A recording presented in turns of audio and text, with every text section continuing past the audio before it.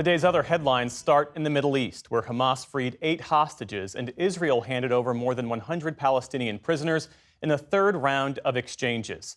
Israel briefly held up its side of the swap after a chaotic handover in Gaza. Video shows a crowd surrounding the van carrying several of the hostages. One of them was visibly shaken as she was escorted through the mass of people. Later, buses of Palestinians set to be released were seen leaving an Israeli prison. Israel's prime minister said he secured a guarantee from mediators that future handovers would be done safely. During the release of our hostages today, we all saw shocking scenes. We made it clear to the mediators that we do not intend to accept any risk to our hostages. And I will add, whoever dares to harm them will pay the price. The hostages released today included Agam Berger, plus the German-Israeli nationals Arbel Yehud and Gadi Moses. 5 Thai farm workers were also released. They had been working in southern Israel when they were kidnapped by Hamas. Israel's ban on the UN Palestinian Aid Agency, UNRWA, took effect today. In East Jerusalem, outside of UNRWA's headquarters, far-right Israeli activists celebrated with champagne toasts. In October, Israel banned UNRWA from operating inside the country, saying the group had been infiltrated by Hamas, which it denies. Humanitarian officials say the move could have a devastating impact on aid deliveries in the region. A UN spokesperson says UNRWA was still delivering aid today, despite the ban. Officials in Ukraine say a Russian drone attack killed at least 6 people in the northeastern city of Sumy overnight.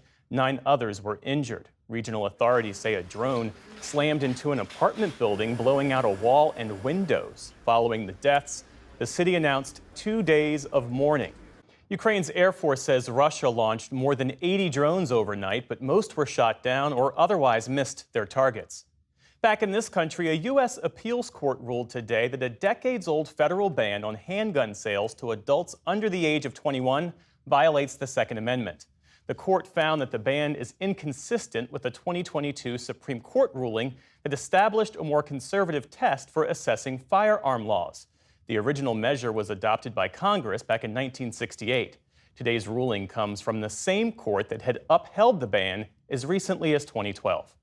On Wall Street today, stocks posted modest gains after the latest reading on America's GDP showed solid gains last quarter. The Dow Jones Industrial Average added nearly 170 points on the day. The Nasdaq tacked on about 50 points. The S&P 500 also ended in positive territory. NASA's 2 stuck astronauts were able to stretch their legs a bit, taking their first spacewalk together.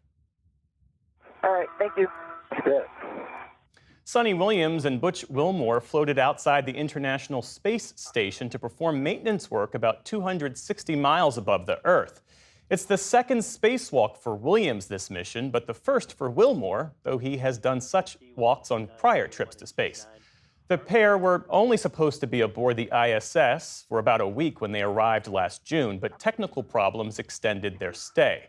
They're now due back on Earth in late March or early April.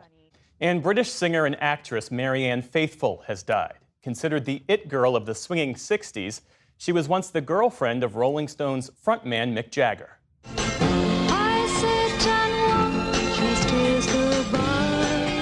Jagger and Keith Richards penned her breakthrough hit 1964's As Tears Go By.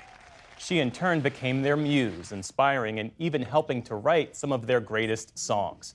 Faithfull also acted on the stage and on screens big and small. Her life was marked by the highs of fame and the lows of drug addiction, even homelessness. That journey was the focus of her memoir, released in 1994. Marianne Faithfull was 78 years old. Still to come on the NewsHour, Congo's foreign minister discusses the growing war in the country's east. And musician Nico Case reveals her difficult journey to indie stardom in a new memoir. This is the PBS NewsHour from the David M. Rubenstein Studio at WETA in Washington, and in the West from the Walter Cronkite School of Journalism at Arizona State University.